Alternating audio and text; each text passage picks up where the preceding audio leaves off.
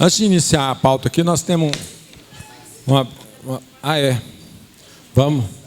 Ainda continuando com o nosso lado espiritual aqui, vamos fazer a leitura da semana. E antes de fazer a leitura aqui, pode deixar aceso um pouquinho. Nós estamos com um convidado aqui, Dr. Célio, amigo do Jânio. Eu gostaria que ele falasse algumas palavras e convidá-lo para ler, depois fazer a leitura para nós, ok? Pode se apresentar. Não, deixa ele se apresentar primeiro. Não. Eu me chamo Célio, né? Eu e o doutor Albanos, que não pôde vir, que eu convidei, mas a tia dele passou mal, daí ele teve que acompanhar no hospital. Ia vir eu e ele, né? Nós estamos batalhando aí, começando na área do direito, né? Advogando, principalmente na área trabalhista. Encontrei o doutor Jânio aqui lá no Tribunal do Trabalho, me apresentei para ele, falei para ele a possibilidade de fecharmos uma parceria, talvez ele indicar os clientes dele que tenha dúvida na área do trabalho. Daí ele falou, vai lá no sindicato, né? Se apresenta lá para os colegas, deixa os cartões, né? Então eu estou aqui exatamente para isso, me apresentar, né? Tentar fechar uma parceria, caso algum dos clientes de vocês precise de uma orientação na área trabalhista, na área preventiva, né? Para evitar processos, por exemplo. Nós estamos nos oferecendo até para ir nas empresas, passar um dia lá vendo a necessidade do empresário, talvez mostrando para ele onde ele pode melhorar, onde ele pode evitar um processo trabalhista, né? Podemos dar parecer, né? Caso ele necessite. Podemos fechar um contrato de inicialmente uns 3 meses, uns 6 meses, para ele sentir se vale a pena ou não ter um acompanhamento jurídico na área trabalhista. Eu estou contando com vocês. Eu estou começando, eu tenho uma sala comercial ali no West Office, ali perto da churrascaria do Valmor. Eu estou oferecendo também um compartilhamento da minha sala, e eu me interesso muito em um contador do meu lado. A minha sala tem 33 metros quadrados, mas dá para dividir e fazer uma área jurídica, e eu gostaria de ter um colega compartilhando lá, me ajudando, né, a pagar as despesas, porque está difícil. Quem inicia é difícil, né? Caso vocês tenham um amigo, alguém, um parente, talvez iniciando na área, né, que queira compartilhar, eu vou passar meu cartão, né, para vocês. O senhor fica convidado a comparecer a outras reuniões, talvez essa a primeira que você está participando, talvez você não vai encontrar talvez uma parceria ou alguma coisa, mas se você frequentar mais a reunião, o grupo, provavelmente você vai conhecendo as pessoas mais e trocando ideias e quem sabe faz a parceria. Agora eu gostaria que você fizesse essa leitura para nós aqui, ó. Depois você teceria mais alguns comentários. Tá. Conselhos de um pai. Mensagem de reflexão. E se você recebesse uma nova chance? Havia um homem muito rico que possuía muitos bens, tinha uma grande fazenda, muito gado e vários empregados a seu serviço. Ele tinha um único filho, um único herdeiro, que, ao contrário do pai, não gostava de trabalho e nem de compromissos. O que ele mais gostava era de festas, de estar com os amigos, de ser bajulado por eles. O pai sempre o advertia que aqueles amigos só estavam ao seu lado enquanto ele tivesse o que lhes oferecer. Depois o abandonariam. Os insistentes conselhos daquele homem rico aborreciam o rapaz e logo ele se ausentava sem dar a menor atenção. Um dia o pai, já idoso, disse aos empregados para construírem um pequeno celeiro e dentro deste ele mesmo fez uma forca. Junto a ela colocou uma placa com os dizeres: para você nunca mais desprezar as palavras de seu pai. Mais tarde chamou o filho, o levou até o celeiro e disse: meu filho, eu já estou velho e quando eu partir você tomará conta de tudo que é meu. e sei qual será o seu futuro. Você vai deixar a fazenda nas mãos dos empregados, irá gastar todo o dinheiro com os seus amigos, venderá os animais e os bens para se sustentar. E quando não tiver mais dinheiro, seus amigos vão se afastar de você. Quando você não tiver mais nada, vai se arrepender amargamente de não ter me dado ouvidos. E por isso que construí essa forca para você. E quero que você prometa que, se acontecer o que eu disse, você se enforcará nela. O jovem riu, achando um absurdo, mas para não contrariar o pai, prometeu e pensou que jamais isso pudesse acontecer. O tempo passou, o pai morreu, o filho tomou conta de tudo. No entanto, como o seu pai havia previsto, gastou tudo, vendeu os bens, perdeu os amigos e a própria dignidade. Desesperado e aflito, começou a refletir sobre sua vida e viu que havia sido um tolo. Lembrou-se do pai e, chorando, disse: Ah, meu pai, se eu tivesse ouvido os seus conselhos, mas agora é tarde demais. Pesaroso, o jovem levantou os olhos de longe, avistou o pequeno celeiro, a única coisa que lhe restava. A passos lentos se dirigiu até lá e viu a forca. Leu a placa empoeirada e disse: Eu nunca segui as palavras do meu pai. Não pude alegrá-lo quando estava vivo, mas pelo menos dessa vez vou cumprir minha promessa. Não me resta mais nada. Então subiu os degraus, colocou a corda no pescoço e disse: Ah, se eu tivesse uma nova chance. Então pulou. Sentiu por um instante a corda apertar a garganta, mas o braço da forca era oco e quebrou-se facilmente. O rapaz caiu no chão e sobre ele caíram joias, esmeraldas, pérolas e diamantes. A forca estava cheia de pedras preciosas e um bilhete que dizia: Esta é a sua nova chance. Eu te amo muito, seu pai. Pai é pai, né? Não precisa falar nada, né? Vamos para a pauta? Quem tem pauta? Zé Walter. Simples. Eu quero mais uma. Apuração de ativo. E rescisão de trabalho. 3 pode? Vamos testar quanto? Rescisão?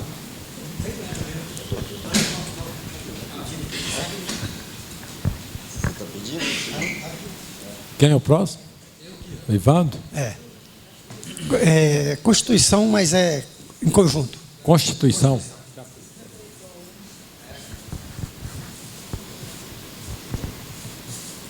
Vou pôr aquela questão que você já está resolvida, mas vou me orientar. Geraldo. Nota fiscal.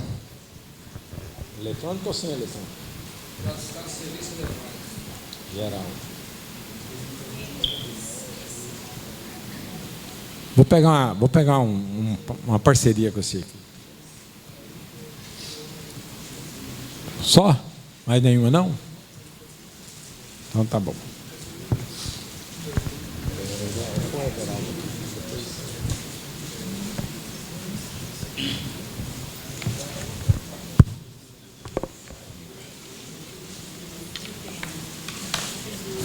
Com você, Ronaldo, primeira pauta sua aí. Boa noite, colegas. Em primeiro lugar, agradecer ao doutor Célio pela sua visita. Colegas, é o seguinte, nós estamos aqui na qualidade de diretor administrativo, parece que nos incumbe a responsabilidade de discutirmos tudo aquilo que a gente almeja. Nós estamos vivendo um ano atípico e parece que o próximo também será um pouco atípico. E nós precisamos ser realistas em nossas vidas. Cada profissional ter suas posições. Eu tenho percebido e às vezes até sentido em que, infelizmente, a gente diz isso que é verdade. O empresário, quando o cinto dele arrocha a primeira pessoa que ele lembra é do contabilista. Eu preciso reduzir os meus honorários e a situação está assim e assado. E as nossas obrigações continuam. E continuam mais forte, porque o governo quer receber o dinheiro. E para o governo receber, ele precisa do contador. Nessas palavras também para o comportamento que a gente espera de todos, não de vocês aqui, que quase sempre nós estamos aqui numa linha mais direta, mas os internautas, contabilistas associados que nos estão ouvindo, que fiquem atentos para esse detalhe. Eu pensando assim, e hoje eu vendo uma nota em Notícias Contábeis, parece-me que aqui o consulente, ele esteve com a mesma ideia, eu inclusive a imprimi e trouxe para ler o que diz aqui. Notícias Contábeis. Preocupação, atenção e tensão elevam os níveis de estresse dos contadores. A responsabilidade é grande. São finanças, documentos, folhas de pagamentos, guias, cobranças, prazos enxutos, em um mundo onde um erro pode colocar em risco um trabalho de horas, dias e até anos. A responsabilidade é grande. São finanças, documentos, folhas de pagamento, guia, tanto vem. Uma das explicações é que a contabilidade é uma das áreas mais importantes de uma empresa. São realizados balanços, fechamentos e procedimentos fiscais que não permitem qualquer erro, mesmo que mínimo. Principais sinais: tratar o emocional, saber identificar os primeiros sinais de que algo não está dando certo, pode ser decisivo para que o equilíbrio volte a estabelecer, mudança nos hábitos e tal. Mas, para encurtar a história, colegas, nós precisamos ser resistentes a essas tentações que estão nos procurando, nossos clientes empresários. Eu digo isso que eu represento um determinado grupo empresarial, são até pequenas empresas, e lá em discussão na diretoria do segmento do sindicato dessa categoria, aqueles associados lá no seu SAP, se negociando lá no WhatsApp, falando sobre tudo, questionaram honorário de contador. Inclusive, no meu caso, foi até dito que eu era um dos contadores mais caros, que prestava serviço para aquele segmento, que tem contador mais barato, coisa e tal. Então, nós estamos percebendo, eu conversando com os colegas, que vários de nós estamos sentindo isso. E as obrigações em crise, as nossas obrigações, elas são mais acirradas, são mais exigentes, mais atentas, nos requer mais cuidado, porque o empresário já não está passando situação fácil, então ele não quer nenhum aborrecimento. Faz é nos exigir mais compromisso. Então, colegas, nós todos vamos ficar atentos, não submeter a essas alegações. É isso que eu trago aqui para vocês, para nós discutirmos, revermos, analisarmos nossas situações, para não cedermos essas pressões de redução de honorário, porque os nossos trabalhos, muito pelo contrário, eles não estão reduzindo. Os nossos trabalhos estão exigindo mais atenção ainda, porque nós temos nossos clientes, eles dizem que a situação não está boa e nós estamos vendo que o mercado realmente ele está atípico de que os outros anos, e isso faz com que nós fiquemos cada vez mais atentos ao nosso trabalho. Não sei se os senhores vêm passando por isso, sofrendo essas pressões, e eu senti que vários nossos colegas vêm cedendo isso, e assim não funciona. Ele vem, pressiona um determinado contador, o contador vai lá, reduz o seu honorário, e a pouco vem esse mesmo cliente, vai para o outro contador, ele já aprendeu, olha, quando eu fui cliente daquele contador, ele reduziu, vou fazer com esse também, e assim a coisa vai seguindo. Não sei se os senhores estão aí captando a nossa preocupação.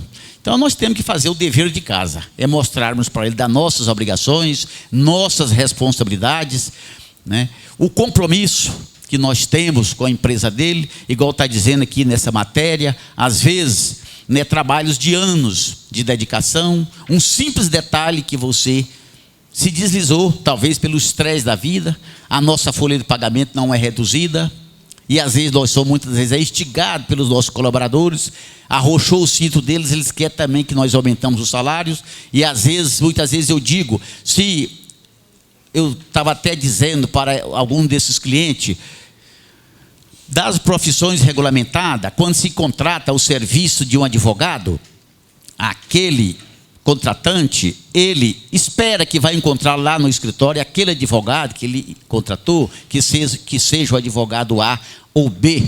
Quando se contrata um honorário, uma consulta médica, você espera encontrar aquele médico lá no consultório, não importa a idade dele, não importa o nome dele, importa aquele médico que você escolheu. O dentista, da mesma forma. O engenheiro, você contratou um engenheiro para executar, é executado por ele. O advogado, o doutor, está aqui. Quando ele é contratado pelo seu cliente, o seu cliente está esperando que seja ele que vai lá debater com o juízo. Em forças diversas, poderá até ir um outro profissional, mas o seu cliente quer lá o senhor lá naquela audiência. Seja o senhor um bom advogado ou ruim advogado, ele quer o senhor. Contratei o doutor Célio para ser meu advogado. Não foi o doutor Ronan para ser meu advogado. E o contador não. Nós, o empresário, contrata os nossos trabalhos e nós supervisionamos. Nós não temos como acompanhar todos os lançamentos, todos os relatórios, tudo que está sendo feito dentro do escritório. Nós dependemos de uma equipe preparada, uma equipe responsável para nos auxiliar. É isso que nos torna difícil das outras profissões. Raramente o contador, ele está por dentro de todas as obrigações cumpridas dentro do seu escritório. Não sei se os senhores concordam comigo. Dependendo do número dos seus clientes, que a grande maioria tem, ele não está por dentro de tudo que acontece. Ele é um profissional responsável. Ele vai assumir aquele compromisso, mas ele não sabe o que foi feito. E então, o que queremos dizer? Isso aí depende de pessoas qualificadas. Pessoas qualificadas depende de condição para bancar o salário. Como que nós vamos ficar reduzindo o nosso honorário? Nós somos da profissão a única que está lá no Código Civil nos responsabilizando. E isso é na área federal e na área estadual, solidariamente. E nós estamos submetendo à vontade desses empresários a reduzindo os nossos honorários. Vamos, colegas, analisar toda essa situação. Por que eu estou dizendo isso aqui? Não quero tomar tempo, porque isso aqui é o grupo de estudo, mas eu sou um diretor do sindicato, eu vejo isso, sinto isso, eu converso com os colegas, eu vejo que muitos estão sentindo, mas somos nós mesmos que temos que nos policiar a respeito dessas tentações pejorativas que vêm nos afetando. É isso aí, senhores, muito obrigado. Ok. Alguém quer comentar? Bom. O que o Ronan está falando, realmente eu estou muito preocupado. Inclusive o Estado já começou, ele tinha uma fiscalização em 2007. E a fiscalização gerou o que eu vou falar para vocês aqui agora. 2007, hein? Então, ela gerou exatamente o que nós vamos falar aqui agora. Todas as vezes no nosso programa, que você vai calcular qualquer imposto, ele para aqui, ó. DG ele vai verificar por causa do recurso. Então, tudo isso que o Ronan falou, resume-se nesse controle de recurso. É a base de tudo. Então, a gente não vai calcular o imposto se a gente não apertar aqui sim. Se você quiser ser autuado, aperte não. Aí você vai ser autuado. Aperte sim e você vai ficar consciente do que está fazendo. Apertei sim e verifiquei a situação econômica da empresa aqui. Então, ela no mês deu 49 de saída de recurso e teve 43 de saída de recurso. Durante o período de janeiro até agora, ela teve 253 de entrada de recurso e 220 de saída de recurso. Ela está com 86%, certo? Em relação à despesa com a receita. Então, se vocês quiserem ser autuado, não veja esse quadro. Se não quiser ser autuado, veja esse quadro. E isso aqui é a base de tudo. O cliente chegou, mandou. Se isso aqui não bater, então vocês procuram imediatamente ver como que eles vão fazer. Eu, particularmente, faço o seguinte.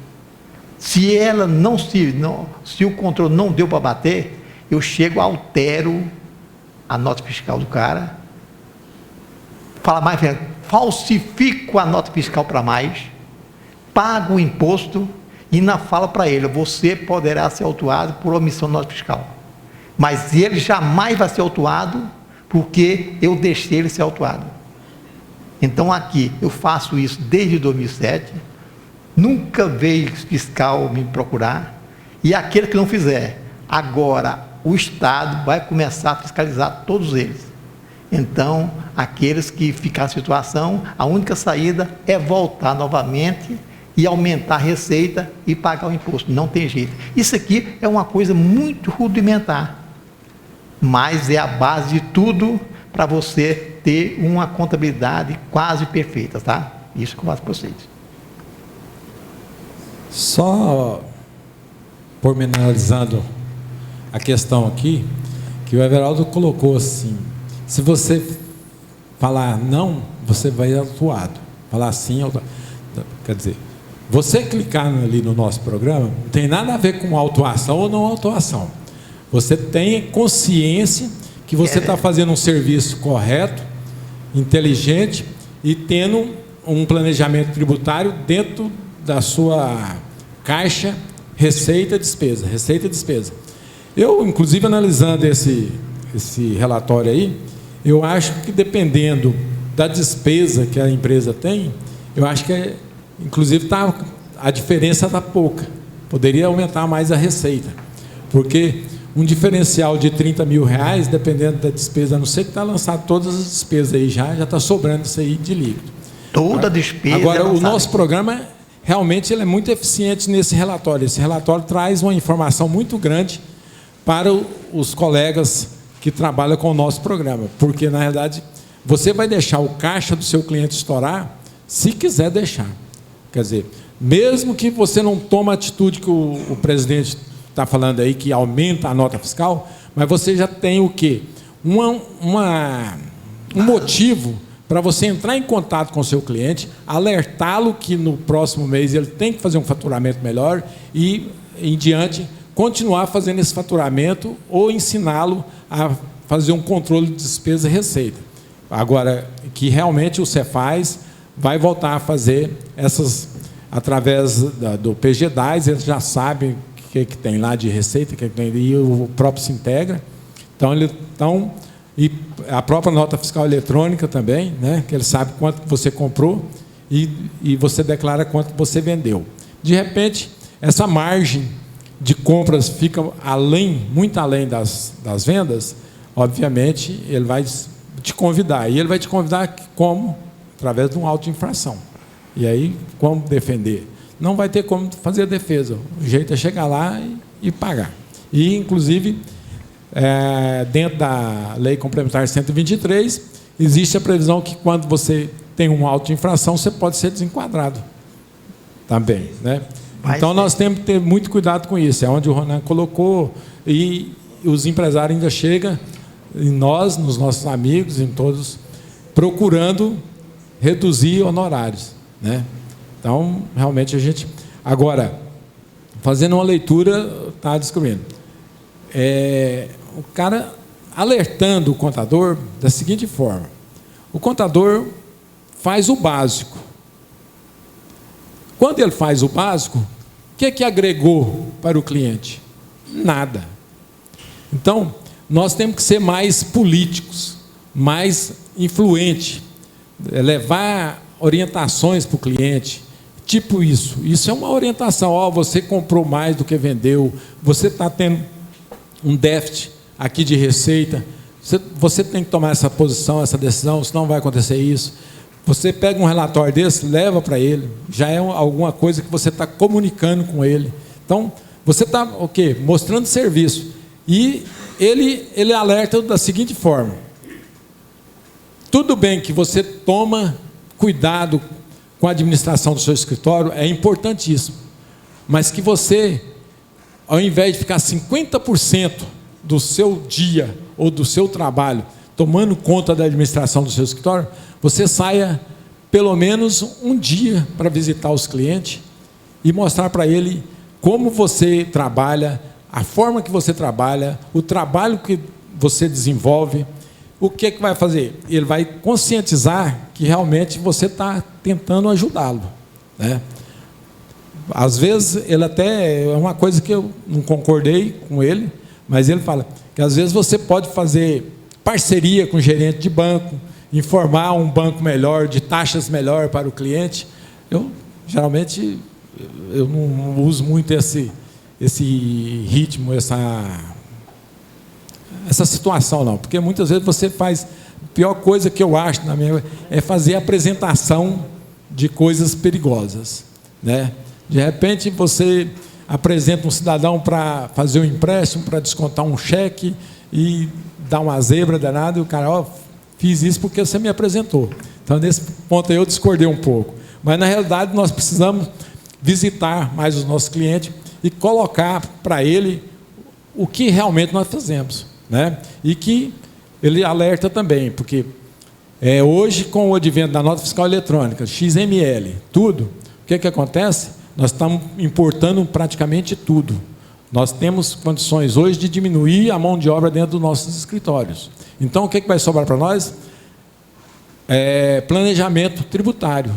Vamos conversar mais com os clientes, vamos tentar fazer com que eles abram a cabeça, a ideia, para que ser empresário, porque tem muito empresário que acha que ser empresário é comprar e vender. E assim mesmo compra mal e vende mal, né? Quando você leva para ele uma obrigação tributária, uma outra obrigação qualquer, ele fala, mas tem que fazer isso? Isso existe? Né? Então, nós temos que pensar nisso aí. Tá? Vamos ver aqui com o Simples, com o Zé Walter aqui. Parece-me que já foi até debatido esse aspecto aqui. No caso de o empresário participar de duas empresas, mesmo sendo com percentual abaixo de 10% das cotas do capital, se ultrapassar os 3.600.000 a soma das duas, e se as duas forem no Simples, automaticamente está excluído, não é isso? Ele pode, no caso, ultrapassar os 3.600.000, se uma for Simples e a outra não. Confere? Deixa o Everaldo comentar aí. Comenta aí, Everaldo. Bem, eu vou começar. Eu acho que não. Eu acho o contrário, parece. Então, se ela for as duas por si nacional, aí ela pode ser 50% de um e para o outro. Mas se uma delas não for nacional, aí ele vai ter 10% participar da OP, desde que não ultrapasse aos 3.600.000. Não sei se eu devo explicar aí. Vamos ver o artigo aqui. Ô, Fábio. Deixa o Fábio pode comentar. falar. Tá. Enquanto eu acho aqui. Artigo 29. Artigo 3º, parágrafo 4º, da Lei Complementar 123. Bem, Zé Walter, ele é sócio de uma empresa que é do Simples e de outra que não é do Simples. A pergunta é, para ele ser sócio de duas empresas do Simples, embora em uma ele tenha a participação societária menos de 10%, se ultrapassar os 3.600.000, não pode. Agora, se ele for participante de duas empresas, uma do Simples, com a participação de menos de 10%, e a outra, não importa a participação, não for do Simples, o faturamento pode ultrapassar os 3.600, que não vai impedir nada nessa do Simples. Eu vou ler aqui, ó. Eu vou ler aqui.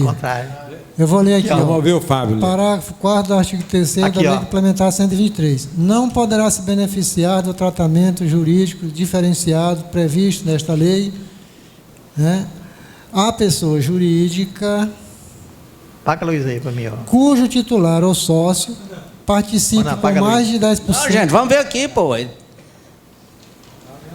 A pessoa jurídica cujo titular ou sócio participe com mais de 10% do capital de outra não beneficiada por esta lei complementar, desde que a receita bruta global ultrapasse o limite de 10%, ou melhor, o limite de 3.600.000.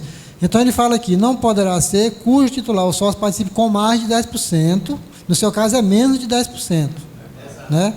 Então, se é com menos de 10%, eu entendo que não vai ter problema nenhum. Ele está no Simples e participar de uma outra que não é do Simples. Porque a lei fala que não poderá ser do Simples Nacional a empresa cujo titular ou sócio participe com mais de 10% do capital de outra não beneficiada. Ah, não. Aquele tem menos de 10% é a do presumido lá. E aqui não é do Simples. Então é o seguinte, não poderá participar do Simples Nacional, né? A pessoa jurídica cujo titular ou sócio participe com mais de 10% do capital de outra não beneficiada por esta lei complementar, desde que a receita bruta global ultrapasse 3.600.000. Então, ele pode ser sócio do Simples, desde que a outra empresa que ele não seja do Simples participe com menos de 10%. Por exemplo, se ele tem menos de 10% numa do presumido, ele pode ser do Simples Nacional. Exatamente. Aí não vai ter problema com passar de 3.600.000. Agora, se as duas forem no Simples, aí dançou. Não, se as duas forem do Simples, ou se uma é do Simples e a outra tem mais de 10%, que não é do Simples, se tiver mais de 10% do capital, aí não poderá passar dos 3.600.000. Deixa o Ronan comentar aqui. Honesto não. Colegas, mas é o que nós estamos vendo aqui, doutor Célio, o senhor nos visita aqui pela primeira vez, o senhor está vendo, o contador tem que ser tudo. Ele é psicólogo, ele é advogado trabalhista, ele é advogado comercial, ele é advogado criminalista, ele é tudo e tem que conhecer de tudo. O senhor não entendeu nada que ele falou aí, né? O senhor ficou confuso. Doutor Isso é a vida do contador. O senhor esqueceu. Não, deixa eu responder nessa aí. Conselheiro.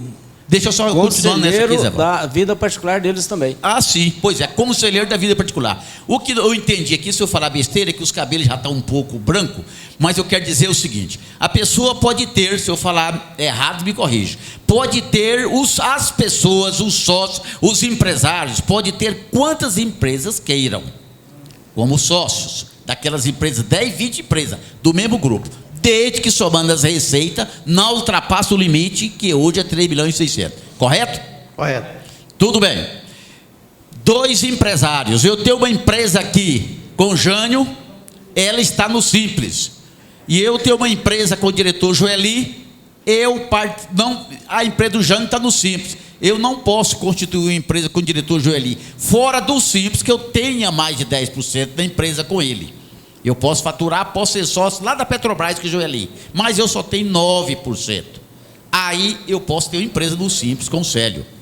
Agora, se eu for só majoritário lá da Petrobras e só, não posso. Entendeu? É por aí?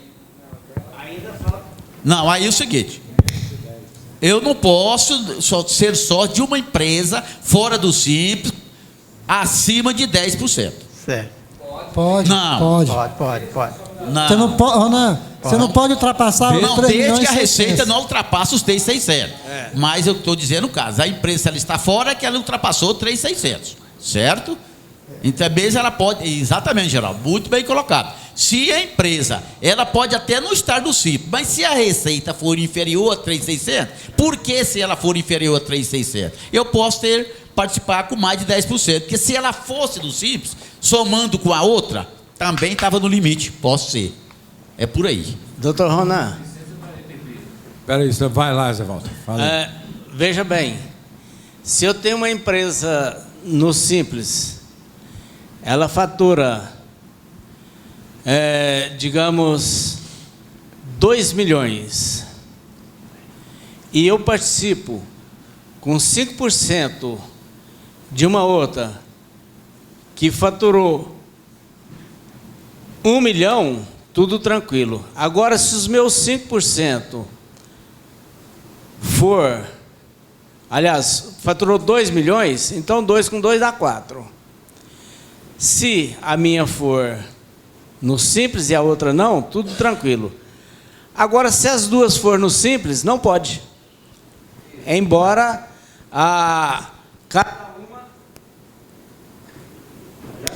cada uma não ultrapassou. Mas somou, se as duas ultrapassou. Exato. Não pode, correto. Não. Aqui, ó. Deixa o Geraldo falar aí, se ele lembra. Só Geraldo. Aqui, ó. Eu tenho uma empresa A com 90%. É Simples Nacional. Essa aqui é Simples Nacional, né? Pronto. E eu tenho 3 empresas que eu tenho 10%. Isso aí não interessa.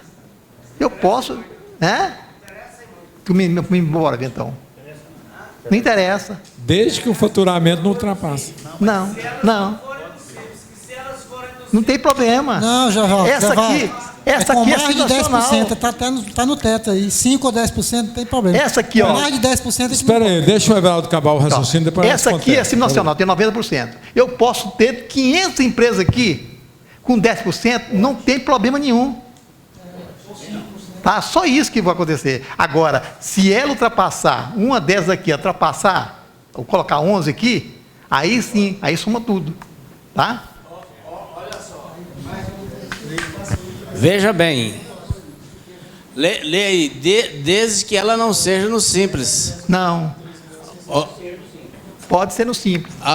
Quando tiver as duas no simples e eu tiver menos de 10%, eu quero crer que o somatório das duas deu mais de 3.600, eu não posso. Se uma for a de 10% não for no simples, tudo bem. Vamos esclarecer, vamos escanear isso aí. Zé, o voto está correto, Everaldo. É isso aqui, ó, com licença. Fala.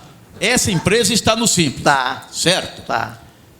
Essas três também estão no simples? Não. Ah, bom. Então vamos lá, vamos devagarinho.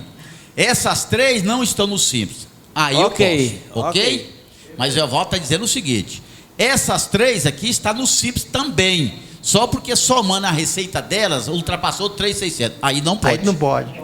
É isso aí. Concorda, Zé Walter?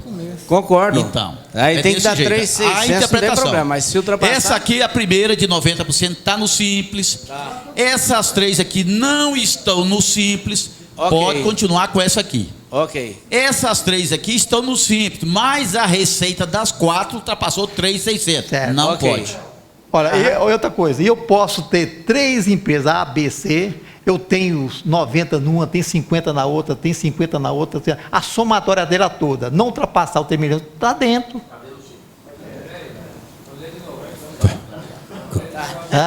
Não, tá certo. Tá certo? Fábio, só isso aí? Agora, se ultrapassar os 3.600, Está tudo fora. tá tudo fora. Agora, se você tiver 90%, correto? Na do simples, e ela faturou 3 milhões, e a outra você tiver menos de 1 milhão, mas menos de 10%, Não tem problema. não tem problema. Não é menos. Desde que até 10%. Até 10%, não é menos. Até 10%. Desde que essa outra não esteja no simples. Tranquilo. Espera aí, velho, vamos embora. Acabou aí? Não, é só enfatizar isso, não é menos de 10.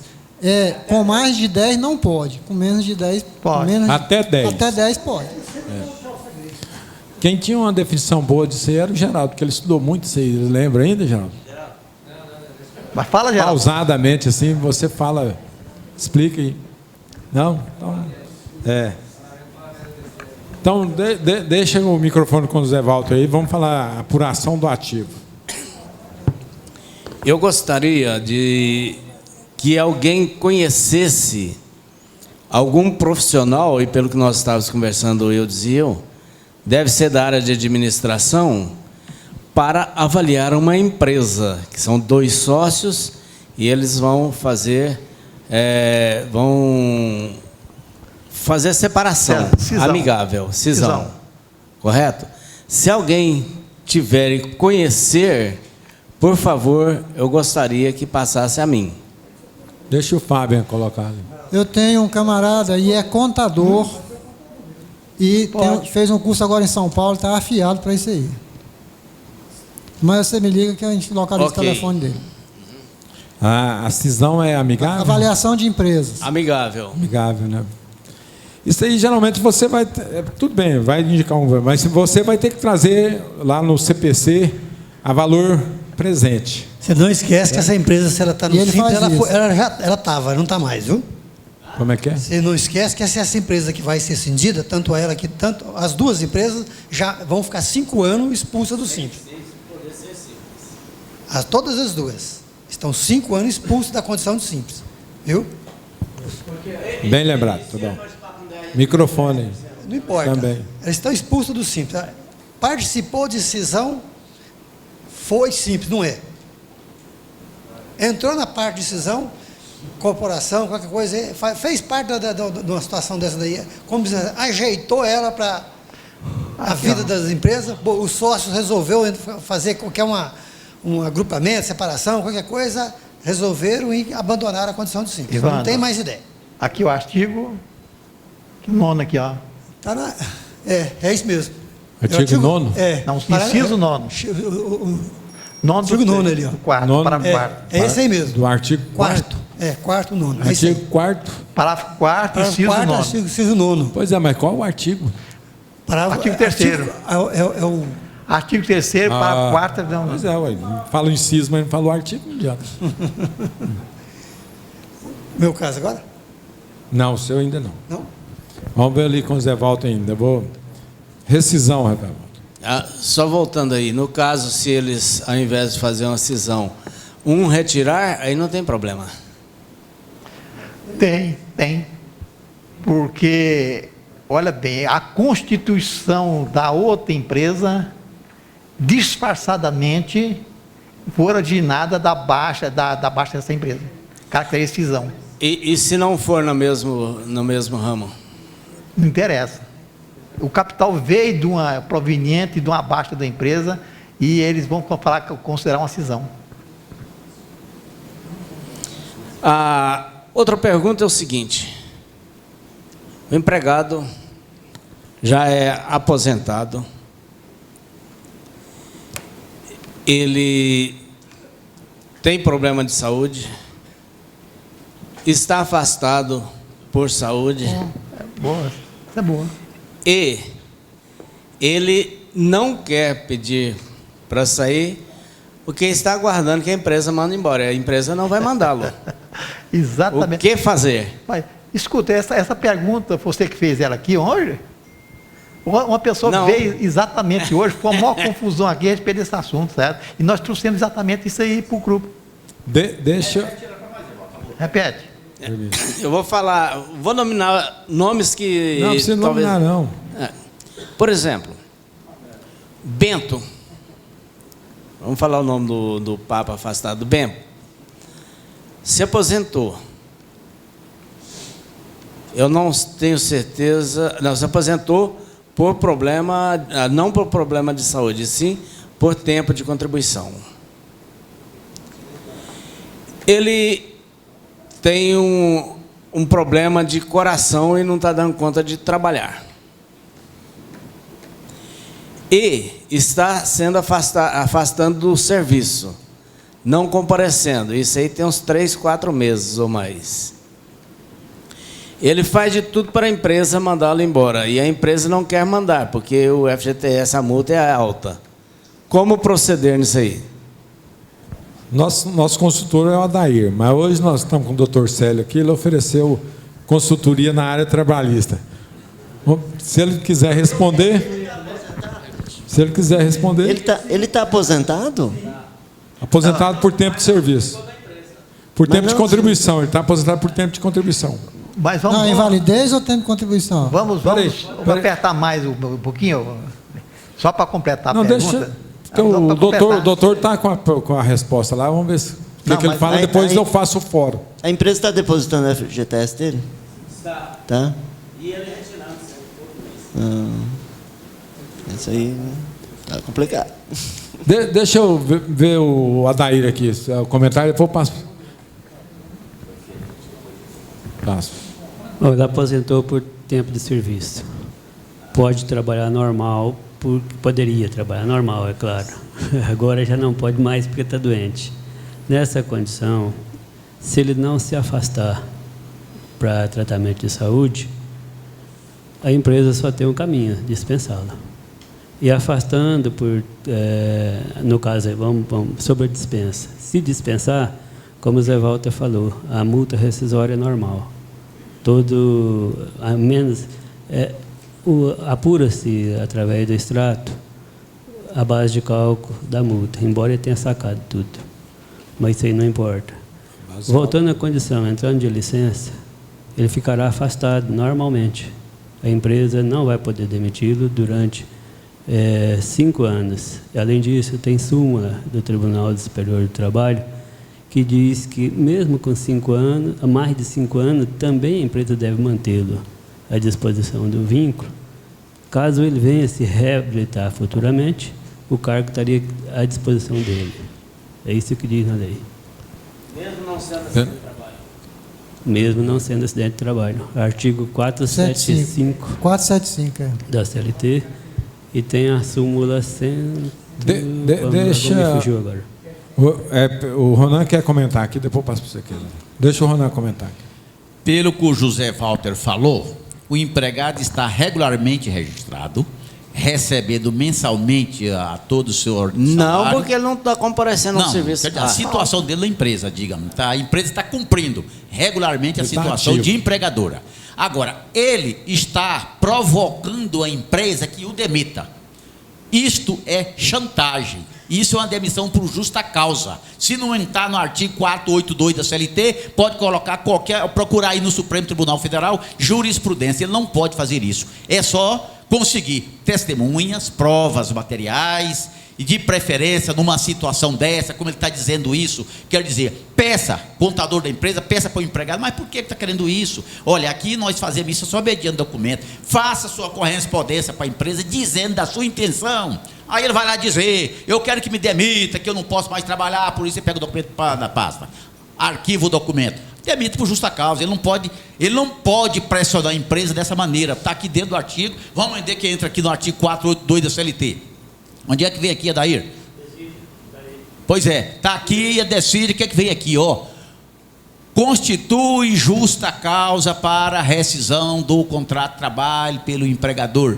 Letra E. Desídia no desempenho das respectivas funções. E aqui vem mais coisa por aqui. Não pode, a empresa não pode submeter isso. Então, Zé Walter, veja lá o artigo 482 do CLT e mais fundamentação legal, tudo isso, provas que ele vai provocar essas provas, faça com que ele provoque essas provas, que ele se manifeste para a empresa por escrito, expressamente do seu desejo. Concorda, doutor Célio? Vai ser demissão por justa causa. Pronto. Vamos ouvir o Everaldo aqui, eu passo para você. Bem, só um detalhe. é claro que ele, Eu volto aí. o que o Zé Walter está falando, certo, que ele está provocando.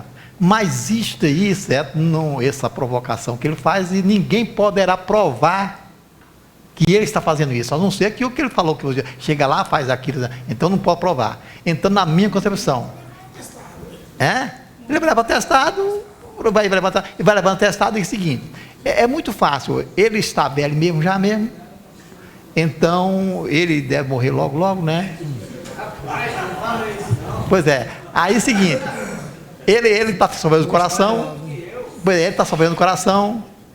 então ele está afastado por idade, Não, ele não está afastado, ele é aposentado por idade, de contribuição e está ativo. Agora, o nosso caso, que ia falar aqui, o cara está aposentado. Pois é, mas não fala ainda não, que eu vou voltar nele. Deixa o Fábio comentar. Não, eu estou tentando terminar aqui. Não. Eu vou terminar então.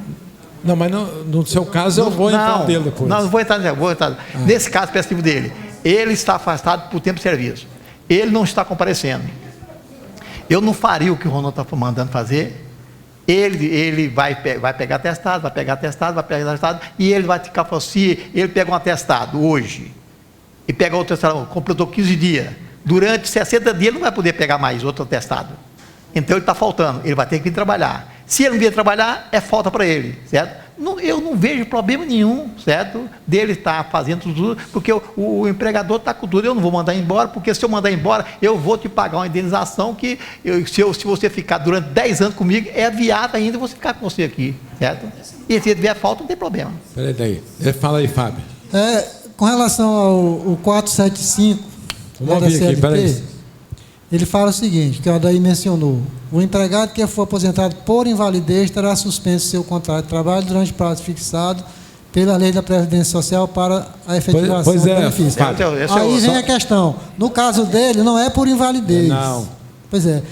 Tem essa mesma sustentação de esperar 5 anos? Não. Por não ser por invalidez? Porque, na realidade, o que acontece? Peraí, velho. Não, é que o Adair citou O 475. O 475 é com relação à invalidez, né? O caso dele, ele aposentou, foi por Pois é, invalidez ou tempo de serviço? Tempo de serviço. O que acontece é o Não, aí seguinte... a minha pergunta é... Pois é, o que Calma aí. Minha pergunta é, também se aplica daí o 475 nesse caso? Não, porque na realidade o que acontece? Ele é aposentado por tempo de contribuição. Ele tem direito a continuar laborando no seu trabalho normalmente.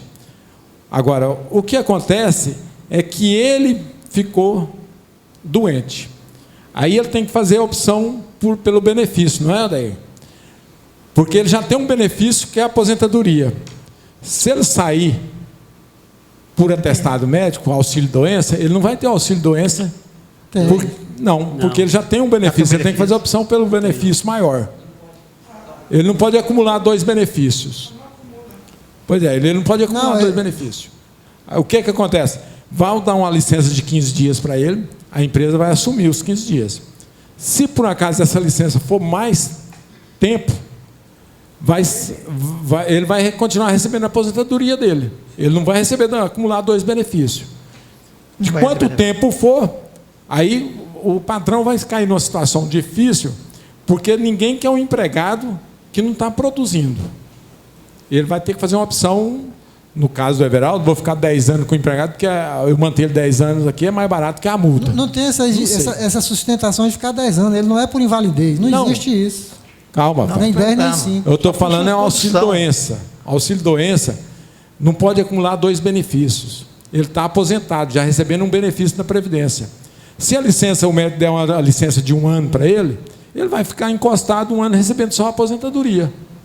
Certo? E o Ronan disse que achou a resposta aqui. Depois vamos voltar no outro lá. Pode falar. Aqui, ó. E voltando aqui, o empregador não pode jamais submeter à vontade do empregado. Não pode, gente. Não pode fazer isso, não. Ficar com o empregado lá dentro da empresa porque ele não quer trabalhar, você pedindo para ele atestado, ele leva atestado, está lá, você está vinculado a ele. Aqui, ó. Uma das modalidades mais comuns de dispensa por justa causa é a desídia. Muitos trabalhadores são dispensados por justa causa de seus empregos com a justificativa de estar em desídia e não entende o que isso vem a ser. É o que explicaremos a seguir. A desídia está elencada como motivo de dispensa por justa causa, na linha E do artigo 482 da CLT, artigo 482, constitui justa causa para a rescisão do contrato de trabalho pelo empregador, desídia no desempenho das funções.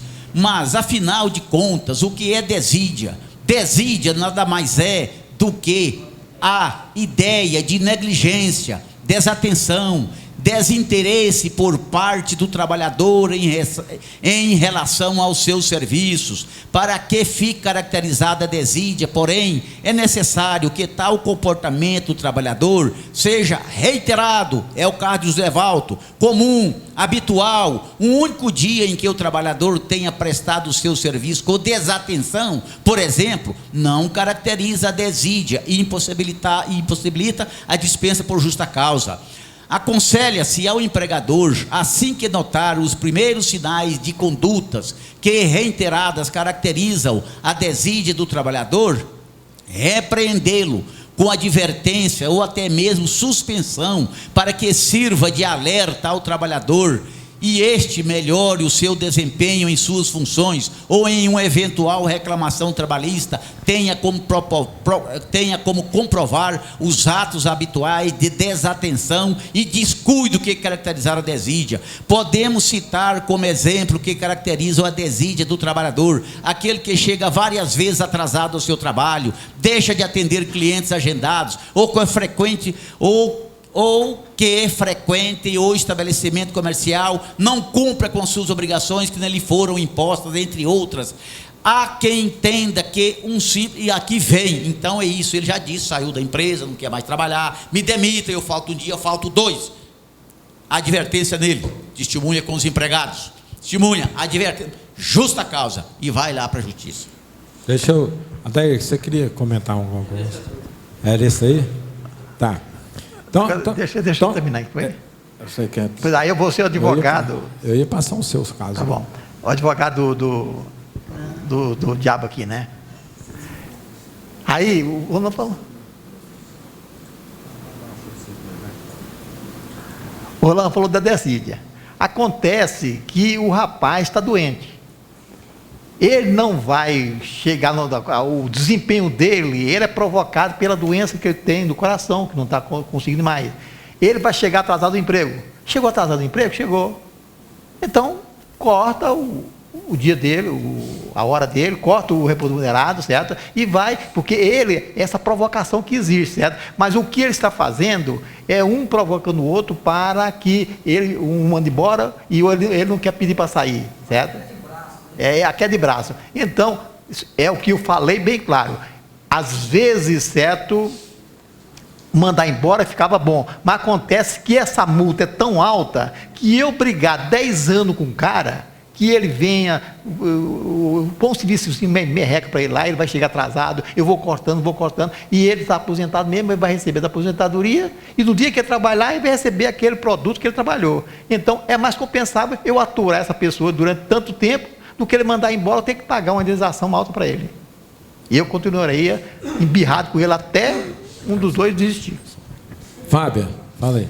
É só, do meu ponto de vista é o seguinte, ele não está aposentado por invalidez, como ele falou, ele vai, não, se ele sair de benefício, ele vai ter que optar entre aposentadoria ou benefício, não pode acumular 2 benefícios. Mas os 20 dias, os 15 primeiros dias, né, a empresa vai ter que pagar. A parte da empresa paga. Prejuízo para a empresa.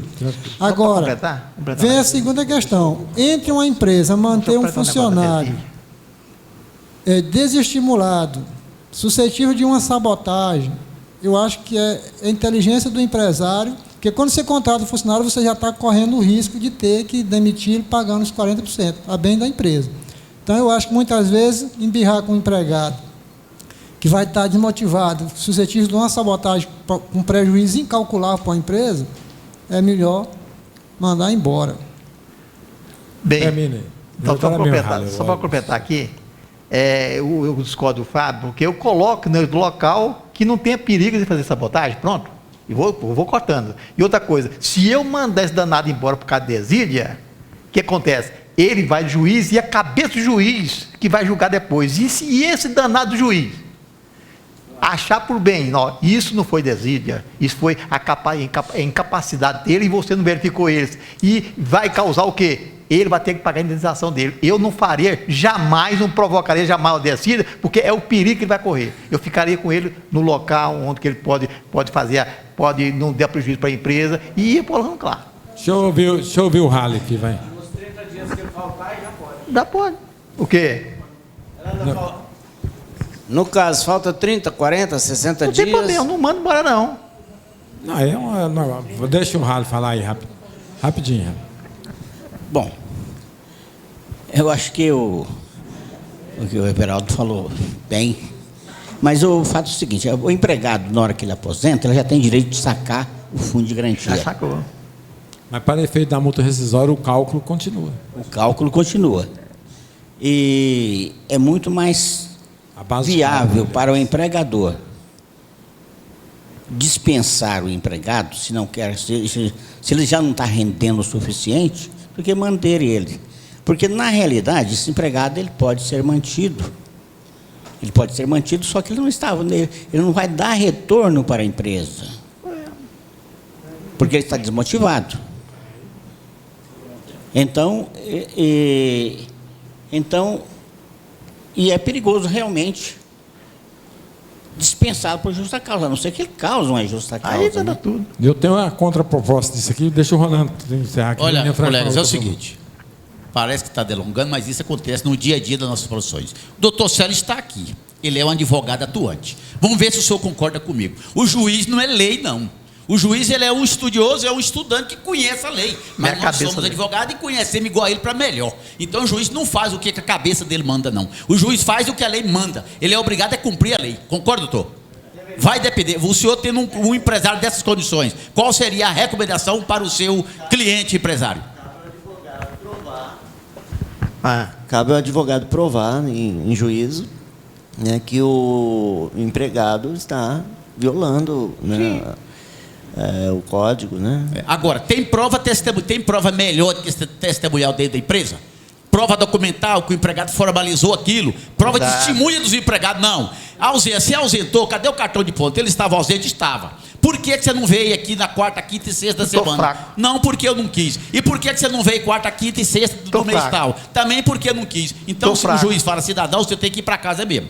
Tô fraco aí, eu não dou conta de trabalhar, poxa, aí pronto, ó, olha, cuidado com essa doença do homem. Não, Odair, leva lá. Leva ali para o Odair. No caso aí, cabe as advertências, conforme o Ronan falou. Primeiro, deveria dar uma advertência. Aliás, vou começar do início aí. Se trouxe atestado, não há o que falar, em falta ou advertência. Pronto. Não trouxe atestado, faltou 1, 2, 3 vezes, aí já cabe uma advertência. Sim. Dê a primeira, numera. Dê a segunda, numerada. Se ele não assinar, pega testemunhas, prova tudo. Continua na terceira vez, suspende 3 dias, suspende 1 semana, certo? Não pode dar uma suspensão superior a 30 dias, é claro. Agora, esse seria o caminho documentado. Junta testemunhas, junta prova, junta essa argumentação, que vai passar para o advogado ter os seus argumentos. Pensar bem que é o seguinte, esse funcionário tem o mesmo tratamento de um funcionário ativo normal. Sim. Então, o procedimento de como tratá-lo é a mesma forma de tratar um funcionário normal. Ele vai ter o único problema dele, ou sorte dele, é que ele tem um benefício já conquistado. Se ele vai conquistar, fazer a opção pelo maior, de repente, ele está ganhando mais, a média dele no auxílio-doença pode ser mais, ele pode pedir a suspensão da aposentadoria e receber uma média maior. Então, o tratamento é igual. Agora, eu tenho um outro problema do Everaldo aqui, que é similar. O que acontece? A causa do Everaldo é que o funcionário não está aposentado. E está na mesma situação. Só que ele foi... Fala aí. Não, esse caso, o empregado, a mulher ligou hoje, o empregado, ele foi afastado por auxílio-doença. Ele não vai trabalhar mais.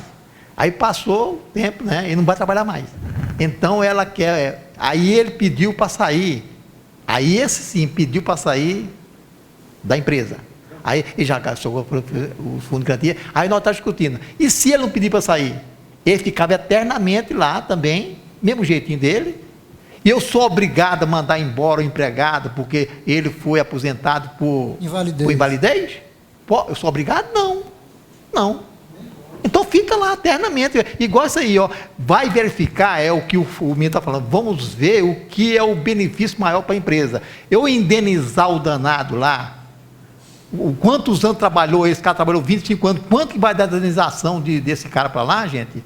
Então é melhor eu aturar o cara, colocar no serviçozinho bem merrecazinha lá, ele vai ganhar o dele, não tem perigo nenhum, certo? Isso que eu estou falando para vocês. Agora, verifico o custo-benefício. Verifica, é viável mandar embora? Mesmo que ele não produza, o que eu não vou pagar para ele, vale o que ele não está produzindo? Pronto.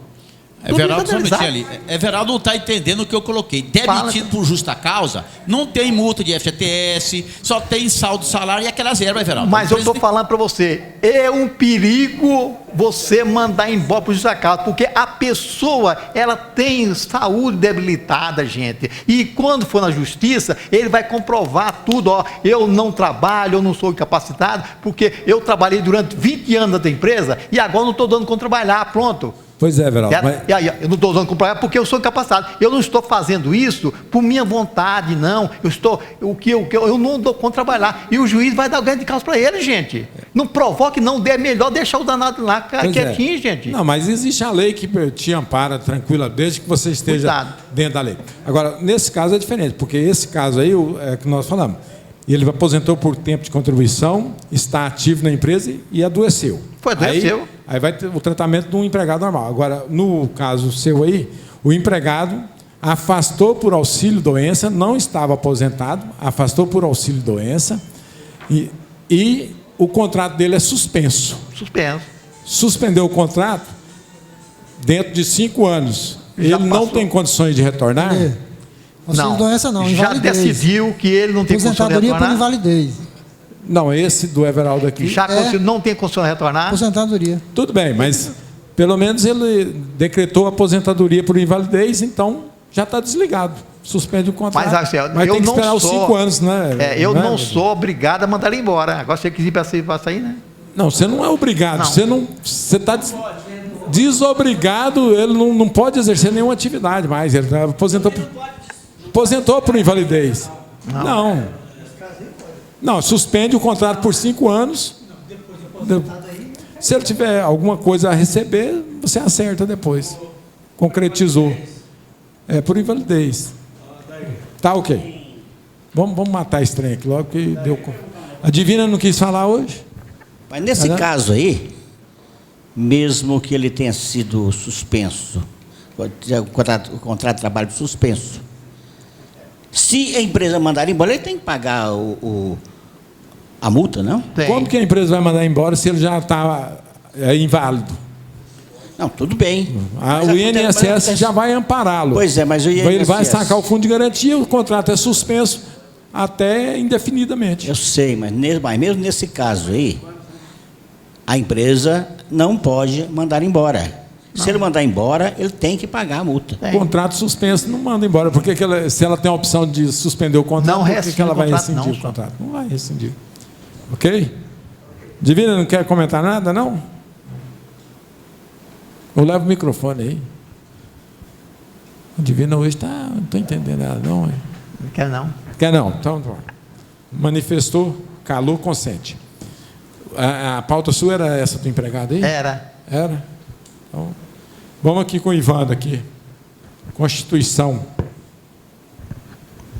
Em um local tem uma clínica médica, e clínica médica parece que não pode funcionar junto com ela fisioterapia.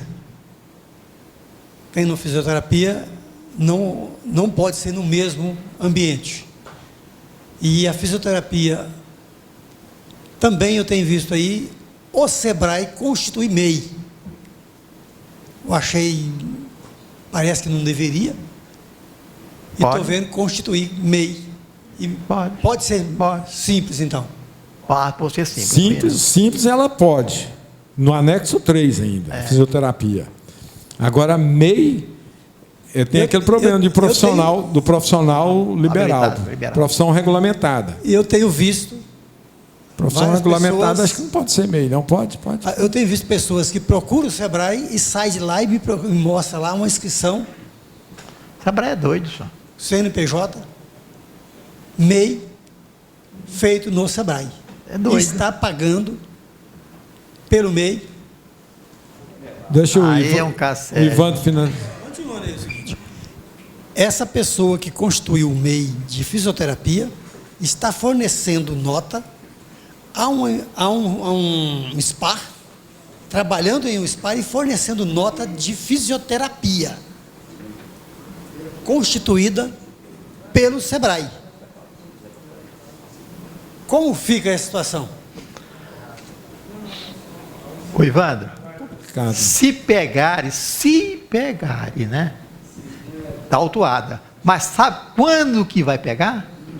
Tudo bem que a Receita não tem, eu até falei para a pessoa, tudo bem, a Receita não conhece, não tem capacidade fiscalizadora. Ela não tem capacidade fiscalizadora, então, se depender da capacidade fiscalizadora da Receita, você pode ser tranquilo. Só que a empresa maior lá, o SPA, tem um faturamento já bem maior e pode que ela tenha que um dia alguma situação em que a Receita pode trazer alguma complicação para ela. A Receita está arrumando mecanismo de fazer confrontação de KNAI. Pode ser que daqui mais 3 anos, não pega agora. Pode ser que daqui 3 anos ela esteja equipada com algum mecanismo de fazer cruzamento de KNAI. Fazendo cruzamento de KNAI, ela vai detectar muito problema. Só para comentar, mas cuidado, Ivandro. Você tem que se documentar. Não, eu documentar fiz a minha parte. Você falar que não vai poder fazer isso, porque que futuramente, o que vai acontecer? quando a Receita Federal vier atrás da danada e ela não tiver capacidade financeira para pagar aquela multa, ele vai colocar você como responsável. Eu adverti, não faço nenhum trabalho para a pessoa. Eu adverti que ela não pode. Ela foi ao Sebrae, tirou a nota, tirou o CNPJ, está tirando nota, e eu já readverti. Não estou levando, não estou ganhando nada, não tem responsabilidade, não tem nada a ver com isso aí. A única coisa que eu tenho é que eu estou sendo um chato. Você vai pagar por isso. Você não pode fazer isso aí. Só a única coisa. Eu não tenho nada a ver, não. Se deu errado, deu certo, o problema é dela com o Sebrae lá e com a Receita para lá. Eu não tenho nada a ver. Ok, vamos passando para o Geraldo. Eu tenho a ver com a minha causa aqui. Eu posso constituir no mesmo endereço, em uma recepção única, clínica, e posso constituir também um fisioterapeuta? A recepção não vai identificar, vai identificar a recepção e o atendimento, onde os médicos vão. A fisioterapia é numa área anexa, porém separada. O agravante que eu tenho visto aí é que parece que o Conselho de Medicina proíbe uma clínica que tem lá, clínica médica, estampar lá depilação. Tudo bem, aí depilação a laser. Já depende. Porém, a fisioterapeuta pode fazer depilação a laser. Pois é, então vai depender do conselho, porque através do alvará de funcionamento, o alvará não está proibindo, não. A prefeitura concede a licença. Agora vai depender do conselho de cada um. Entendeu? Se o conselho de medicina proíbe, como você falou, estampar lá que uma faz depilação em clínica médica, se ele realmente vedar isso aí não tem como, né? Mas a prefeitura você consegue o alvará, desde que você prove que tem a ala de clínica e tem a ala de fisioterapia. Salas totalmente diversas. Se a prefeitura autoriza. Ali é clínica médica, tem trabalho na área de pele, e aqui é fisioterapia. Você entra na recepção uma só, mas aí tem a ala de atendimento médico, tem a ala de atendimento fisioterapeuta. Aí, de boa, o alvará sai. Agora vai depender do conselho. O CREFITO, mas o CREMEGO lá vai definir. O CREFITO, acho que não se opõe, não. O CREFITO permite a depilagem. Tranquilo. Já o CRM, essa veta. Tem que ver. Ok? O alvará você consegue. Ninguém aqui tem um caso mais ou menos semelhante, não? Não. Vamos ver aqui com o Geraldo aqui sobre a nota fiscal. Depois eu volto naquele negócio. Eu passei no simples, mas tudo bem. Mas eu vou voltar lá depois. A nota fiscal, inclusive, está pegando até a parte do Wander. Um advogado fez a inscrição na Prefeitura de Aparecida de Goiânia com CPF. Esse assunto até discuti com a Irani e com o Fábio, mas eu quero a opinião dos outros colegas. Então, se ele foi lá, fez a inscrição com CPF, ele é uma pessoa física, estou certo? Certo. Aí ele presta serviço para a empresa onde eu sou o responsável técnico. Certo. Chega a nota fiscal de lá, acompanhamento, acho que jurídico criminal, mais ou menos isso. O que eu teria que fazer com essa nota fiscal? Considerar como fosse um recibo autônomo, fazer as retenções todas. Tranquilo. Oferecer a tributação do INSS, pegar a declaração se ele contribui com o teto. Se ele não contribuir com o teto, fazer a retenção do INSS, do 11%. Ele só está certo com o ISS. Como ele tem a inscrição na prefeitura, ele obviamente já pagou o ISS, então você não vai reter o ISS. E se o valor for acima da tabela de imposto de renda, desconto do imposto de renda, certo? É um autônomo normal. Dessa forma. Então, eu acho... E ao invés de você lançar o recibo, você lança a nota fiscal. Exato. Aí o que eu fiz? solicitei, porque ele é lá do município de Aparecida, fez inscrição lá em Aparecida, inscrição municipal. Prestou serviço em Goiânia. Então, se ele prestou serviço em Goiânia, eu concordo com você plenamente. O que eu tenho que fazer? Tenho que fazer a REST, fazer a retenção dos 5%, porque ele prestou serviço aqui em Goiânia. Agora, vamos olhar qual que é a função? Advogado. Advogados não está no item do artigo 3º da 116, que linka os itens do inciso 1º ao 23. É desnecessário. Advogado, contabilidade, pode... Então, ele vai recolher pela sede dele. Exatamente. Então, tudo bem. Aí mas, de qualquer forma, eu vou informar ele na GFIP. Na GFIP vai. Bom, então aí eu pedi os dados dele, do advogado, para mim poder incluir na GFIP. Aí você precisa do NIT ou PIS dele. Né? Exato. Aí o que ele diz? Mas é o primeiro contador que me exige isso. Eu estou emitindo nota fiscal para as demais empresas, ninguém me pediu. Falei, olha, o que pode acontecer, porque eu falei para o meu empresário, eu estou entendendo que ele está fazendo burla, está burlando. Não, você tinha que falar, falta de conhecimento.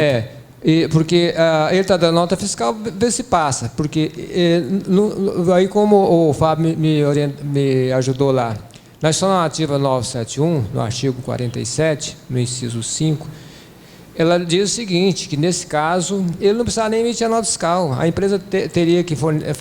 Se ele viesse com recibo, fazia... A empresa teria que incluir na folha de pagamento, fazer a retenção dos 11%. Mas a nota fiscal, por um lado, é bom, porque aí o ISS você não precisa reter mais, que ele tem a obrigação com a prefeitura. Aí que o empresário falou assim, não, me devolve essas notas, não precisa lançar. Tudo bem, o problema é seu. Então, é uma prestação de serviço pessoa física normal, não é isso? Tranquilo. Geraldo, inclusive o CPF que eles colocaram lá, ele ajeitaram para que se fosse um CNPJ. Não, pôs o CPF sequinho lá. Você pode ter um zerinho lá atrás. Não tem não. Um zerinho. Não, CPF sequinho lá. A Prefeitura do Goiânia faz isso aqui.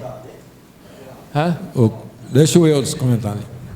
Aparecida faz nota avulsa, para qualquer pessoa chegar em balcão lá e tirar nota avulsa.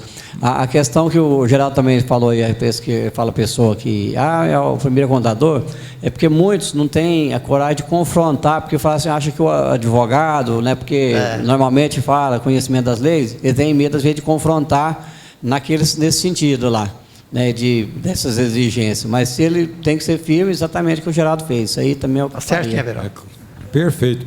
Deixa eu fazer uma outra pergunta. Inclusive, ele está na nota fiscal número 11 ainda. Então, os 10 contadores que passaram, né? Aceitou ou não viu, passou... Ou então ele fez para pessoa física, né? Ou passou pela mão dos empregados, que tem muito contador que, às vezes, nem sabe o que está passando pelo escritório, infelizmente é isso aí, né? Mas quando chegou em mim, é o que você falou. Eu falei, aqui, vou informar ele na GFIP, vou fazer a retenção dos 11%. Se você não descontou dele, você vai assumir de novo. Se a sua empresa não fosse do Simples Nacional, você ia pagar mais 20, ia pagar 30. Não, me devolva essa nota fiscal, tá, tudo bem, o problema é seu. Perfeito. Quanto à questão, acho que o Eudes é bom nisso e outros aí. Aquele cancelamento de nota fiscal eletrônica da prefeitura. Aconteceu o seguinte, o cidadão emitiu uma nota fiscal da prefeitura de serviço e não entregou a nota fiscal para o cliente. E depois emitiu uma outra nota fiscal e foi receber com a segunda nota fiscal. Quando o cliente entrou na REST lá para fazer, deparou com a nota pendente lá. Aí ele fez aquela declaração, reconheceu o firme, levou para ele para abrir o processo de cancelamento ou anulação da nota. O cidadão até hoje não tomou providência. Você tem algum caso? Qual a orientação? Eu tive alguns casos de cancelamento, mas foi cancelado imediato. Muito embora o meu cliente que presta serviço para órgão público, né? Então teve o caso de duplicidade de nota e teve o caso de erro também. Que aí então faz aquela declaração, pegou a reconhecimento de firma, protocolamos lá e informando qual que era a nota correta. Não tive nenhum problema até hoje nesse sentido, não. Pois é, mas nesse caso aí você está cancelando uma nota sua. Agora, você não tem como cancelar uma nota de terceiro. você faz a declaração para ele tomar providência. Pois é, mas quando ele não toma providência? Aí porque aí, no caso, a pessoa que tinha a nota para ele lá, ele tinha que tomar providência, porque nesse caso ele está sendo prejudicado, que ele tem que recolher. Correto. Então ele tem que ir atrás daquele prestador e falar, companheiro, você me emitiu 2 notas, você cancelou uma, eu preciso de assinar essa aqui, porque senão eu vou ter que ir lá na prefeitura pagar esse imposto que está devido. Essas informações foram prestadas todas, só que o cidadão não entra com o processo. Pois é, aí ele tem que entrar. Aí, no caso, a pessoa que está sendo prejudicada nesse momento aí, tem que correr atrás, porque se ele deixar por conta da outra pessoa, que muitas vezes você não corre atrás do problema dos outros, né? Corre atrás do problema seu. E nesse caso aí, o cara deixou de ser problema dele. Emitiu a nota, cancelou, e o outro é que se vira, né? É pior, né? Alguém tem outra sugestão aí? Não? Então, volta aqui com o Geraldo, depois eu vou voltar com o Ronan aqui. Vamos falar do que o Geraldo ficou fora do Simples aí. Eu não entendi, acho que eu dormi um pouco. O seu cliente prestou serviço para um terceiro. Ou um terceiro prestou serviço para você? Um terceiro prestou serviço. Para a empresa sua que você... vamos supor que é o cliente meu. Cliente seu. Meu cliente. Certo? Sim. Quem tem que cancelar é o outro lá, fazer o processo lá. Aí seu cliente simplesmente vai pegar uma declaração... Meu cliente, vamos supor, meu cliente fez a nota fiscal... a declaração que o serviço não foi prestado, tal, reconheceu firma, levou para o cidadão. E o cidadão até hoje não deu entrada no processo junto à prefeitura. Pois é, mas aí ele lá que vai pagar. Não quer cancelar. Ele vai pagar, mas você sabe que a nota é eletrônica, eu fico com pendência. Não, você informa as duas na RESP, velho. Só se você tiver. Não paguei o serviço. Vai. Pagar ela pelo caixa. Não, mas pagar pelo caixa. Mas não tem caixa? Não. É porque a empresa lá não faz nada fora, irregular. Tudo bem. Então não tem como eu pagar indevidamente. É que o cidadão até ofereceu, falando, não, isso aí, não é assim. O documento não me pertence, eu não posso contabilizar um documento que não me pertence. Eu tenho que procurar os meios corretos e dentro da legislação para poder cancelar. Correto, né? Perfeitamente. Ok? Do Simples? Não, mas do Simples tem uma empresa que a prestação de serviço ela está no anexo 3.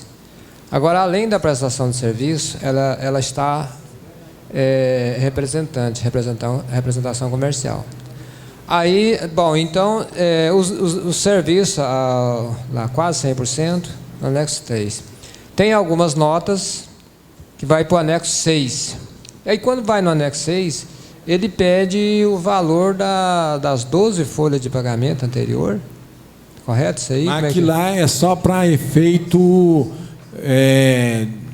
de leitura, de informação. Você esquece aquela informação. Não, porque aí... então, se você informar que é 0 ou 10 ou 1 lá... Certo. Então, eu informo aos 12 meses o total da folha, total de todos os empregados. É como se ele agisse no anexo 5, fator R, certo? Exato. Ele usa o anexo 6 para fazer as bases do anexo 5. Mas não influencia, só para distribuição. Só para distribuição. Pois mas aí não vai incidir nada para ir lá para a GFIP, não? Não. Sim.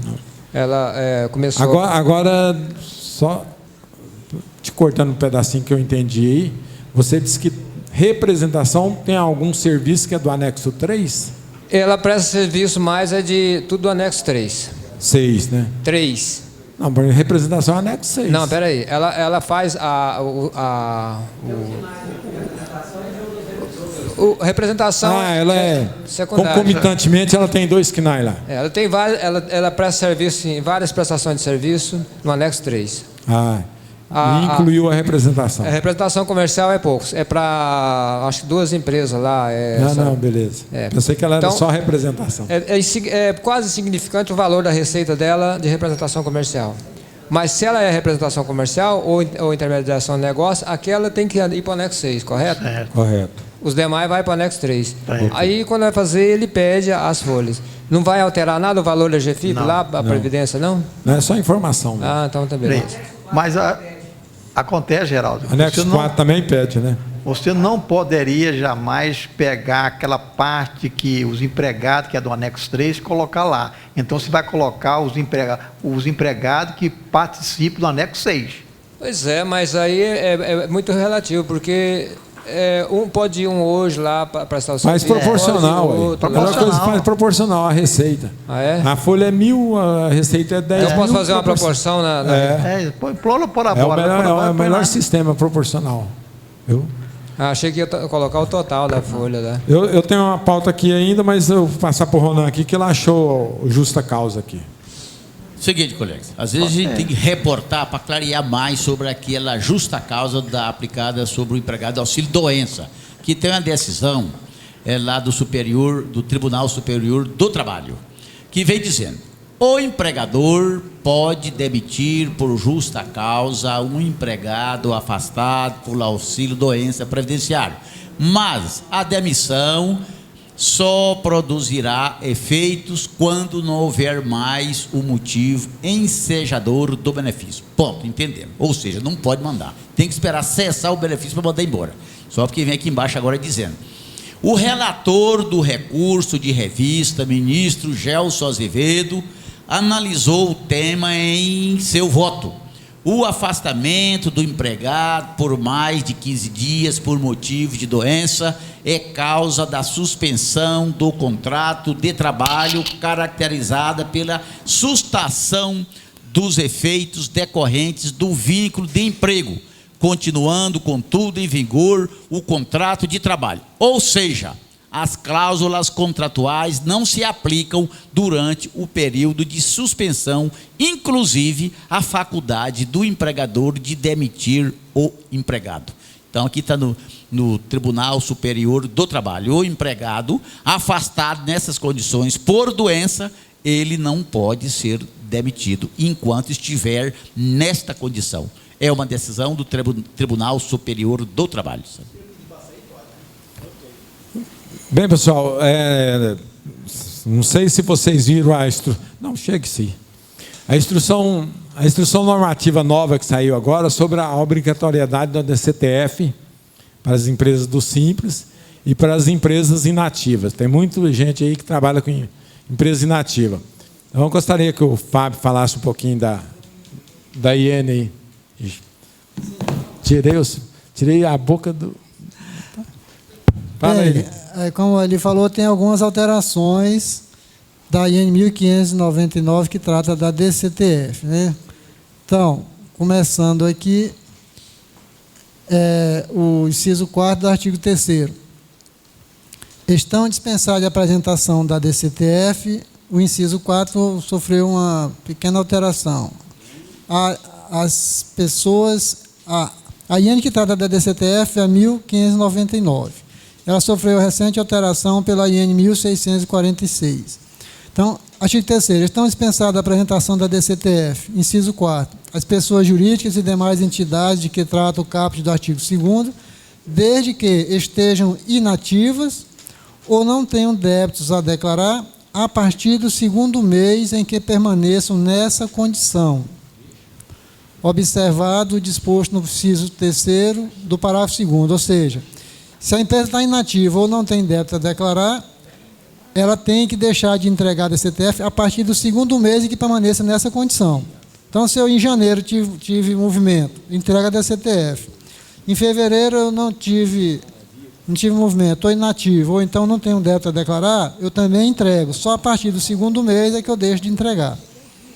Agora, ele fala aqui, observado o disposto no inciso 3 do parágrafo 2º deste artigo, ou seja, que fala lá que eu tenho que observar no inciso 3º do parágrafo 2º.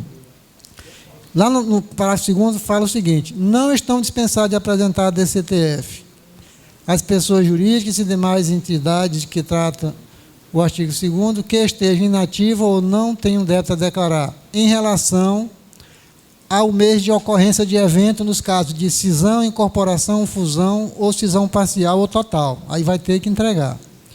B. Em relação ao último mês de cada trimestre no ano calendário, quando no trimestre anterior tenha sido informado que o pagamento do imposto sobre a renda e a contribuição social seria efetuado em cotas. Também vai ter que entregar.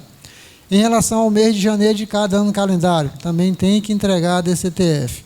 D. Em relação ao mês subsequente ao da publicação da portaria ministerial, que comunicar a oscilação de taxa de câmbio na hipótese de alteração da opção pelo regime de competência para o regime de caixa previsto no artigo 5º da IN 1079 de 2010. Né? Tá, o que vem mais de mudança aqui embaixo? Também lá no parágrafo 2º, quando fala não estão dispensados de apresentação da DCTF, lá no inciso 1º, as ME ou EPPs enquadradas no Simples Nacional que estejam sujeitas ao pagamento da contribuição previdenciária sobre a receita bruta, que é a desoneração da folha, né?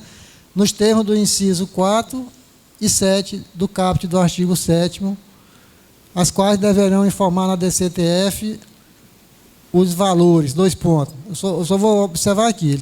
Resumindo, ele está dizendo que as ME ou EPP enquadradas no Simples Nacional, que estão sujeitas à receita previdenciária sobre a contribuição previdenciária sobre a receita bruta, nos termos do inciso 4 e 7 do artigo 7. O que é 4 e 7 do artigo 7 da 12.546? São as empresas do setor de construção civil, enquadradas nos quinais lá dos grupos 412, 432, 433, 439, do QNAI 2.0. E as empresas de construção civil de obra de infraestrutura enquadradas nos grupos 421, 422, 429, 431 do QNAI 2.0. Ou seja, em se tratando de Simples Nacional, são as empresas que estão lá no anexo 4, né, de construção civil. Então, aí elas vão estar obrigadas a entregar a DCTF e deverão informar a DCTF os valores relativos à própria desoneração da folha, a contribuição previdenciária sobre a receita bruta, e também aos impostos e contribuições devidos na qualidade de contribuinte ou responsável de que tratam os incisos 1, que é o IOF, se tiver IOF, também tem que informar, o imposto de renda relativo aos rendimentos ou ganhos líquidos auferidos em aplicação de renda fixa ou variável, também, o imposto de renda relativo ao ganho de capital auferido na alienação de bens do ativo permanente, o imposto de renda relativo ao pagamento ou crédito efetuados pela pessoa jurídica à pessoa física e, por último, as contribuições para o PIS, COFINS e IPI incidentes na importação de bens e serviços. Por quê? Porque todos esses tributos aqui eles estão lá fora do Simples. Né? Então, vai ter que informar na DCTF caso tenha. O que mais tem de mudança aqui? Vamos ver. Lá no parágrafo 2º do artigo 3º, não estão dispensadas de apresentação da DCTF as pessoas jurídicas e demais entidades de que trata o caput do artigo 2º que estejam inativas ou não tenham débito a declarar. Né? Aí, repetindo aqui, em relação ao mês em que ocorre evento, eu já falei, né? Da fusão, do mês de janeiro. Tá? O que mais que tem aqui? Hein, Fábio? Opa! Acho que você está trabalhando demais para pouco aproveitamento. Eu acho que o fritar dos ovos aqui dá o parecer legal para o pessoal, que é a 1599, que foi alterado pela 1646. Vocês vão ler, vai verificar lá. O que aconteceu de importante? Que até 21 de julho desse ano, vão ter que apresentar as empresas inativas, vão ter que apresentar a DCTF de janeiro, negativa. Certo? Mesmo que você já apresentou as declarações inativas, a Receita permitiu que você apresente a DCTF de janeiro, negativa, sem movimento também. Não vai precisar do certificado digital para apresentar, ok? E o que mudou de alternância maior para o pessoal que mexe com a inativa foi isso. Então, fica atento. E, segundo a Receita, a partir de 2017, a inativa vai acabar e você vai prestar as informações tudo através da DCTF de janeiro, certo? Só que a partir de 2017, a DCTF tem o calendário certo de apresentar. É o mesmo calendário. Aí já tem multa, entendeu? Outra mudança aqui é que lá no parágrafo 7º falava que você não deve ser informado na DCTF o código de receita 0561. Agora o parágrafo 7º ficou assim: os valores relativos ao imposto de renda retido na fonte, incidentes sobre rendimentos pagos pelos estados, pelo Distrito Federal e pelos municípios, bem como por suas autarquias e fundações, recolhidas pelos referidos entes e entidades nos códigos. Antes era só o 0561, agora, Código de Receita 0561, 1889, 2063, 3533, 3540, 3562, 35936 não deve ser informado na DCTF. 0561 não precisa, não? Não, já tinha lá no parágrafo 7º, agora eles incluíram mais esses outros aqui. Ok. Olha o microfone aí, Geraldo. Oi? Uma pergunta que eu estava questionando é essa que você respondeu, a inativa. A IN? Então ela vai apresentar referente a janeiro. Espera aí, deixa o Ivan Fábio. Terminou, pode falar.